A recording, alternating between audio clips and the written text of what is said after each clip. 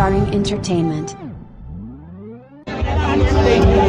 Ay, hindi naman talaga siya celebration ng birthday party or whatever. Ano lang siya, normal na pagtulong. Ginagawa na natin to matagal na. Lagpas 10 taon na tayong tumutulong. Front Row Cares, sa Miss Universe Organization, sa Batang Sampalok Foundation. Ito po tuloy-tuloy lang na tulong sa tutok tuwin. So, tinutuloy-tuloy lang natin tuwing may sakuna, tuwing may kailangan na binabaha. Nandyan po ang Dear SB, yung programa natin. Tumutulong yan, hindi lang ko sa Maynila, Luzon, Visayas, Mindanao. Pero siyempre, hindi ko po kakalimutan yung mga kababae ko dito sa Maynila. Ngayon po, nandito tayo sa Pandakan. Kanina, nandun tayo sa Santa Mesa. Tuloy-tuloy na po yung pagtulong natin, pamimigay ng ayuda, pamimigay ng medical na serbisyo, libreng mga maintenance medicine. Yan po ang dala ng serbisyo medical natin at serbisyo caravan natin.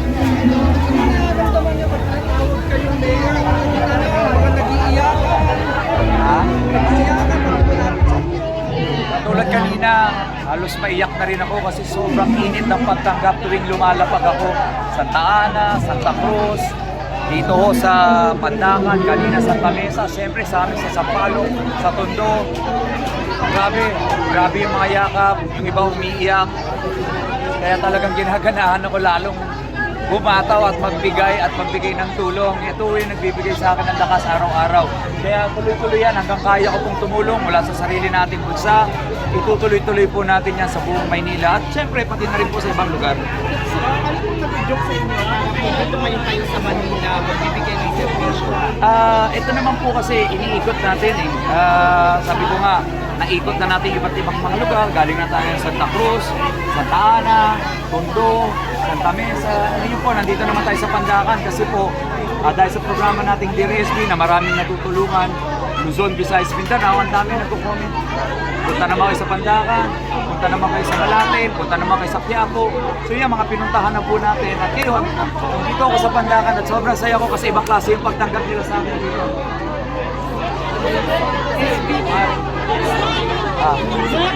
So parang confirmation na po ba ito ng pagtakbo? Ha? Confirmation na po ba ito ng pagtakbo sa Maynila?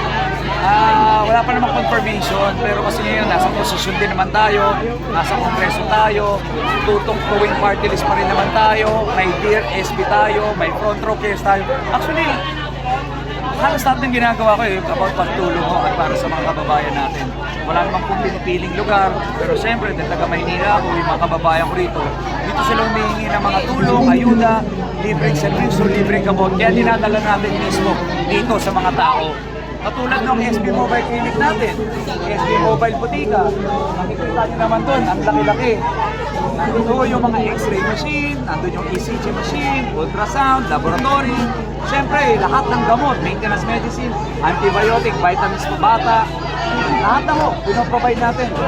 Ginagawa natin to para ipakita kung kaya kong gawin, hindi mas kayang gawin ng mga namumuno natin dito sa Manila.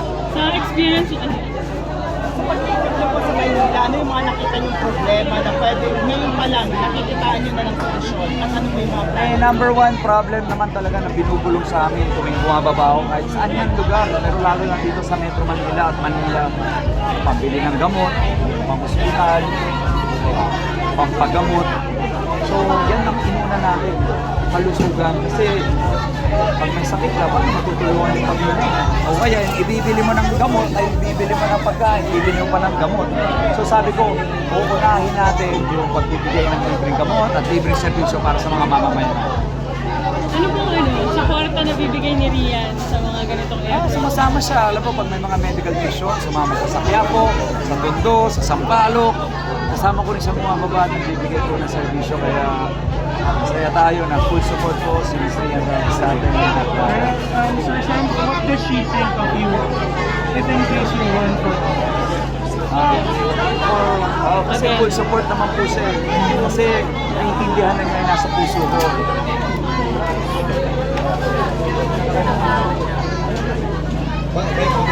Kaya lang sila. Full support naman siya. Wala naman siya na pinipiling lugar, basta makatulong kasi pareho kami na advocacy, pagtulong. So tuloy-tuloy naman yung pagsama niya sa akin. Nung umpisa, ayaw niya ng politika. Ayaw niya talaga. hindi nga siya talaga sumasama dati kasi iba yung pananaw niya, pero nung nakilala niya ako, nung tumagal kami, nalaman niya ko rin nasa puso ko, gusto ko talaga ng servisyo, gusto ko talaga tumulong, at sabi ko nga, yun yung calling ko, yun yung purpose ko. So sana mapagbigyan niya ako magsilbi, at yun, naintindihan niya ako, at yun, sumama na rin siya, at we're so grateful for that. Birthday wish mo. Dito ka. Birthday wish ko,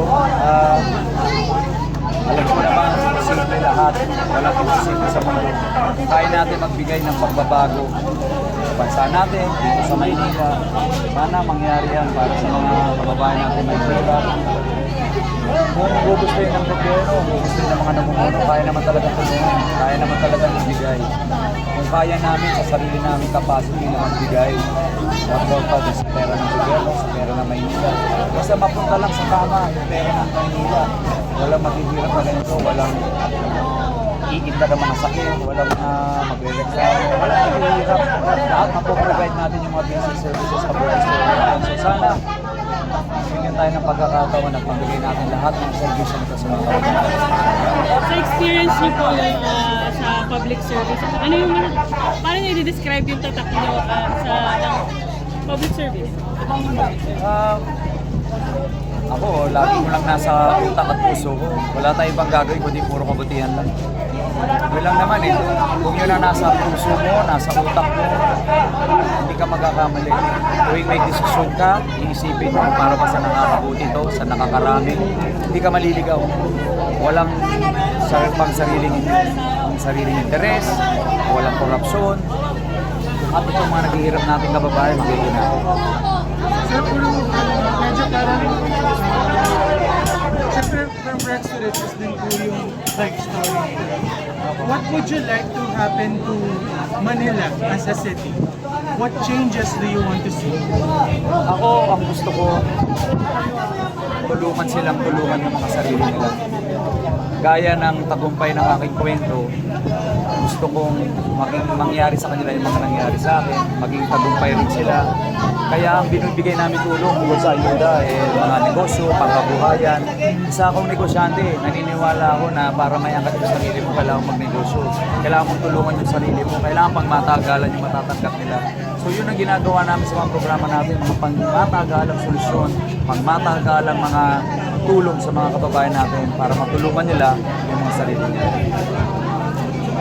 Sa Manila, for sure makakaharap niyo po yung mga veterano na o kilalang politiko sa Manila. Ilan Leone, Mayor Hani Lacani, ano po yung parang mga preparations or parang hindi po ba kayo parang ibahan muna or parang Wala naman, alam mo, lagi ako sa wala. Wala mawawala sa akin. I'm so blessed by God. Ang dami nang binigay sa akin blessings. Sobrang dami nang binigay sa akin opportunity. Sobra-sobra. So ako, basta gawin ko lang ng tama, ng todo, at tuloy-tuloy, wala akong dapat ikabahala. Nagtiwala naman ako sa mga kababayan natin. Sabi ko nga kung yan ang nasa tandakana ko, yun na po yun. So, naman, binigay sa akin yung talento, binigay sa akin yung skill, binigay sa akin yung puso. So, nandito ako para tumingin lang sa mga kababayan ko. Nandito ako para manindigan sa inyo at nandito ako para matulungan sa kababayan. SB, kasi currently parang isa sa mga issues right now in Manila is yung parang mishandling daw on how the city council is doing their meetings and all, especially dun sa nangyari dun sa estate presidents wherein parang tinanggalan siya ng komite. Kung ikaw yung magiging mayor, how you should have handled it? Fairness. Yun lang, walang vested interest, basta fair. Dapat fair lang. Alam mo, pag may kanya-kanya tayong interest, may kultura ng pananakot, may kultura ng pagigipit, wala talagang mangyayari sa atin. Yan ang kailangan mawala sa kultura ng Maynila, sa kultura ng politika rito sa Maynila, kultura ng pananakot, panggigipit, pang-iisa, panlalamang, korupsyon, pag lahat po yan matanggal ang makikinabang sa bayan. feeling niyo po ni SB? Kasi di ba like, ngayon yung isa sa pinupukol kay Yorme is wala daw siyang utang na loob. Bakit siya bumabalik, ganyan. Sabi niya, sila kuna na, ganyan. So, ikaw ba, gano'n ka importante sa iyo ang utang na loob sa politika? As much as possible, ayaw natin na may utak ko. Kaya nga nakakalaso sa atin ang sarili natin. Kasi pagka tumanggap ka kung kani-kanino, talaga magkakaroon ka ng utang na loob. I am blessed na may sarili tayong negosyo. Hindi ko kailangan sinegosyo yung sinibol, yung gobyerno. Ito mga to, tutulong natin galing sa sarili natin bulsa. Ang importante ho, bukod sa sinasabi ko kayo, may integridad at isang salita. Pag may integridad ka at may isang salita, dapat tuparin mo at dapat tutuhanin mo. So ako, wala na ho ako pinapangako sa mga kababayan ko sa Maynila. Tagal ko na pong ginagawa at nakikita ko yung ginagawa ko. So yun lang po, maraming salamat sa inyo. Buhay kayo.